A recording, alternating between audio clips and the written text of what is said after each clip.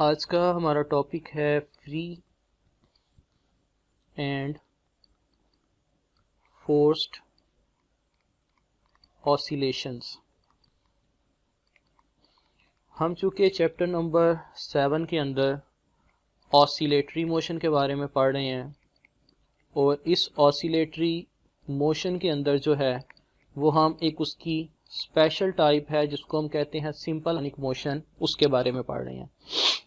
अगर हम oscillatory motion की बात करें तो ऑसिलेटरी मोशन जो है ये मोशन होती है टू एंड फ्रो मोशन।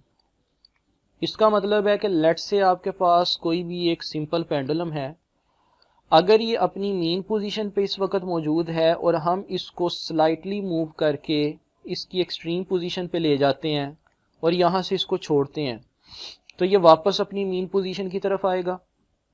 अपने इनर्शिया की वजह से ये मेन पोजीशन पे आके रुकेगा नहीं, बल्कि ये अदर एक्सट्रीम पोजीशन की तरफ जाएगा जिसको हम बी से डोनेट कर सकते हैं। अब यहाँ पे देखें कि यहाँ पे ये बी पे जाके थोड़ी देर के लिए रुकेगा और फिर वापस मेन पोजीशन की तरफ आएगा।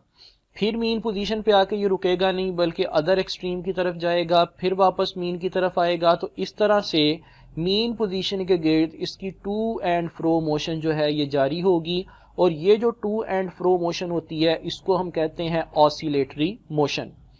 अब इस ऑसिलेटरी मोशन के नतीजे में जो फिनोमिना प्रोड्यूस हो रहा है उस फिनोमिना को हम कहते हैं ऑसिलेशंस। यानी कि ये जो हमारे पास एक सिंपल पेंडुलम है या फिर अगर हमारे पास एक स्प्रिंग है जिसके साथ हमने एक मैस को अटैच कर दिया, अगर हम इसको भी नीचे मूव करके छोड़ते हैं तो इसके अंदर जो ऑसिलेशंस प्रोड्यूस होंगी ये भी ऑसिलेटरी मोशन की वजह से ही हैं। तो इसका मतलब ये हुआ कि जब किसी भी बॉडी के अंदर ऑसिलेटरी मोशन पाई जाती है तो उस ऑसिलेटरी मोशन की वजह से उस बॉडी के अंदर जो है वो ऑसिलेशंस पाई जाती हैं। अब ये जो ऑसिलेशंस हैं इनकी अगर हम बात करें तो इनकी दो टाइप्स होती हैं। एक को हम कहते हैं फ्री ऑसिलेशंस और दूसरी हमारे पास होती हैं फोर्स्ड ऑसिलेशंस। सबसे पहले हम बात करते हैं फ्री ऑसिलेशंस की कि फ्री ऑसिलेशंस जो हैं ये क्या होती हैं, इनको हम कैसे डिफाइन कर सकते हैं और उसके साथ साथ हम देखेंगे कि फ्री ऑसिलेशंस किसी भी बॉडी में कैसे प्रोड्यूस कर सकती हैं। तो हम यहाँ पे जो है वो सबसे पहले फ्री ऑसिलेशंस की डेफिनेशन जो है इससे स्टार्ट करते हैं कि अ बॉडी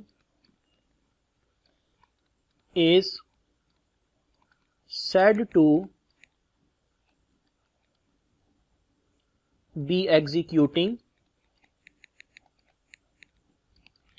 free oscillations। यहाँ पे एक चीज़ आपने याद रखना है कि इसको हम ऑसिलेशंस भी कह सकते हैं और इसको हम वाइब्रेशंस भी कह सकते हैं। ये दोनों जो हैं वो एक ही चीज़ के नाम है। When it oscillates without the interference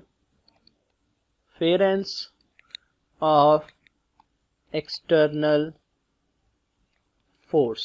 तो ये है जी आपके पास कंप्लीट डेफिनेशन फ्री ऑसिलेशंस या फ्री वाइब्रेशंस की कि कोई भी बॉडी जो है वो उसके अंदर फ्री ऑसिलेशंस या फ्री वाइब्रेशंस तब प्रोड्यूस होती हैं जब उसके ऊपर किसी भी तरह की कोई एक्सटर्नल फोर्स जो है वो एक्ट ना करे।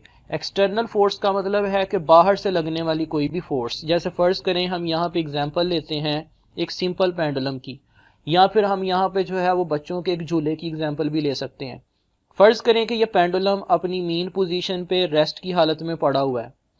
हम इसको अगर इसकी मेन पोजीशन से मूव करवा के एक्सट्रीम पोजीशन पे ले जाते हैं तो हमने इसके ऊपर जस्ट एक दफ़ा फोर्स लगाई, इसके बाद हमने कोई फोर्स इसके ऊपर अप्लाई नहीं करनी। क्या हुआ कि जब हम इसको छोड़ेंगे तो ये खुद ब खुद ही जो है वो ऐसे मूव करता जाएगा। अगर इसके ऊपर दोबारा कोई एक्सटर्नल फोर्स नहीं लगती, किसी भी तरह की अगर इसके ऊपर कोई एक्सटर्नल फोर्स नहीं लग रही दोबारा, तो ये अपनी एक नेचुरल फ्रीक्वेंसी के साथ मूव करेगा। नेचुरल फ्रीक्वेंसी का क्या मतलब होता है कि अगर किसी भी बॉडी के अंदर फ्री ऑसिलेशंस प्रोड्यूस हो रही हैं या वो फ्रीली मूव कर रहा है तो उस वक्त उसके अंदर जो फ्रीक्वेंसी होगी कि वो कितने साइकिल एक सेकंड में कंप्लीट करता है उसको हम कहते हैं उसकी नेचुरल फ्रीक्वेंसी। तो ये जो अपनी नेचुरल फ्रीक्वेंसी के साथ मूव करेगा इसको हम कहेंगे फ्री ऑसिलेशंस। जैसे फर्ज करें कि बच्चों का झूला है, आप उसको अगर एक दफ़ा पीछे करके छोड़ देते हैं फोर्स लगा के, फिर वो खुद ब खुद ही जो है वो टू एंड फ्रो ऐसे मूव करता रहता है, तो वो जो उसकी टू एंड फ्रो मोशन है वो एक नेचुरल फ्रीक्वेंसी के साथ होगी, जिसको हम कहते हैं फ्री ऑसिलेशंस या फिर फ्री वाइब्रेशंस। और याद रखें, किसी भी बॉडी के अंदर फ्री ऑसिलेशंस या फ्री वाइब्रेशंस जो हैं वो आप उसी सूरत में ही प्रोड्यूस कर सकते हैं जब आप उसके ऊपर किसी भी तरह की कोई एक्सटर्नल फोर्स जो है वो अप्लाई ना करें। और इस वक्त जो इसकी फ्रीक्वेंसी होगी वो फ्रीक्वेंसी जो है वो डिपेंड करेगी इसकी लेंथ पे और इसकी एक्सेलरेशन ड्यू टू ग्रेविटी पे। इसके मुकाबले में हमारे पास जो दूसरी एग्जांपल है वो आती है फोर्स्ड ऑसिलेशंस की, या फिर इसको हम फोर्स्ड वाइब्रेशंस भी कह सकते हैं। इसकी सबसे पहले जो है वो हम डेफिनेशन से ही स्टार्ट करते हैं और उसके बाद फिर हम इसको एक्सप्लेन करेंगे कि फोर्स्ड ऑसिलेशंस क्या होती हैं। अ बॉडी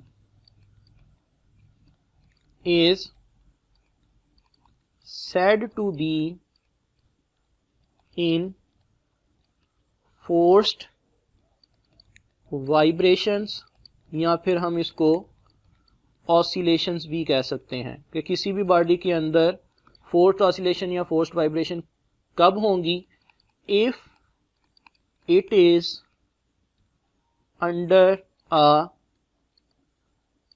external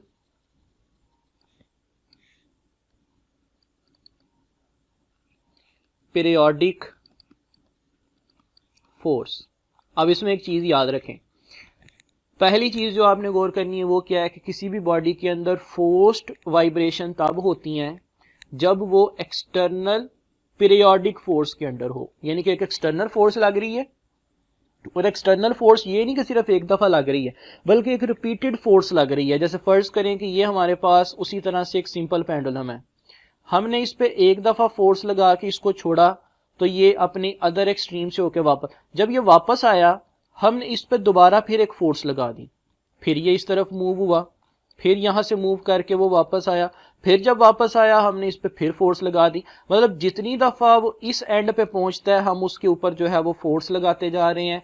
तो ये जो एक्सटर्नल फोर्स इस पे लग रही है ये एक पीरियोडिक फोर्स है, मतलब एक खास टाइम पीरियड के बाद जो है वो अपने आप को क्या कर रही है, रिपीट कर रही है। तो इस तरह की जो ऑसिलेशंस या इस तरह की जो वाइब्रेशंस प्रोड्यूस होंगी उसको हम कहेंगे फोर्स्ड ऑसिलेशंस या फिर फोर्स्ड वाइब्रेशंस। जैसे कि हम यहाँ पे जो है वो एग्जाम्पल के तौर पे जो है वो ले सकते हैं कि हमारे पास जो कार की बॉडी होती है अंडर फोर्स ऑफ इंजन, आप लोगों ने देखा होगा कि अक्सर जब गाड़ी का इंजन स्टार्ट हो तो गाड़ी की बॉडी जो है वो हल्की हल्की वाइब्रेट कर रही होती है। इसका क्या मतलब है कि वो जो इंजन है वो लगातार चूंकि रनिंग कंडीशन में है तो वो गाड़ी की बॉडी के ऊपर एक पीरियोडिक फोर्स जो है वो लगा रहा है, एक्सटर्नल पीरियोडिक फोर्स लगातार लगाता जा रहा है, जिसकी वजह से वो बॉडी जो है कार की वो एक फोर्स के अंडर जो है वो आ गई है। तो ये जो आपके पास एग्जाम्पल है ये एग्जाम्पल है फोर्स्ड ऑसिलेशंस की या फोर्स्ड वाइब्रेशन की। या फिर आप इसमें जो है वो गिटार की एग्जांपल जो है वो ले सकते हैं। अगर आप गिटार की वायर को जो है वो प्लग करते हैं और बार बार इसके ऊपर अगर फोर्स लगाते हैं तो इसके नतीजे में जो है वो क्या होगा कि एक्सटर्नल पीरियोडिक फोर्स आप चूंकि इस पे अप्लाई कर रहे हैं तो इसके नतीजे में भी फोर्स्ड वाइब्रेशंस जो हैं वो प्रोड्यूस होंगी।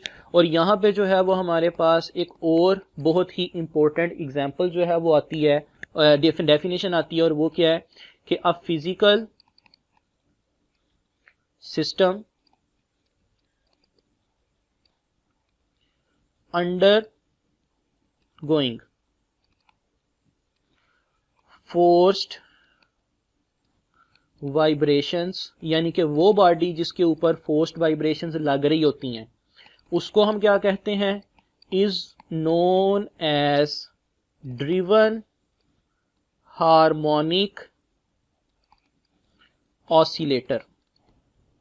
यानी कि वो बॉडी, जैसे ये दो बॉडीज हैं, एक कार की बॉडी और दूसरी गिटार की जो वायर है, हम चूंकि कार की बॉडी पे लगातार फोर्स लगा रहे हैं या गिटार की वायर पे लगातार फोर्स लगा रहे हैं या फिर इस सिंपल पेंडुलम के ऊपर लगातार फोर्स लगा रहे हैं, तो वो बॉडी जिस पे लगातार फोर्स लगाई जाती है उस बॉडी का क्या नाम होता है? Driven harmonic oscillator. तो इसका मतलब ये है कि ये जो सिंपल पेंडुलम है या कार की बॉडी है या फिर गिटार की वायर है, ये आपके पास एग्जांपल्स हैं ड्रिवन हार्मोनिक ऑसिलेटर की। तो ये थी जी आपके पास दो तरह की टाइप्स ऑसिलेशंस की, which is free and forced oscillations.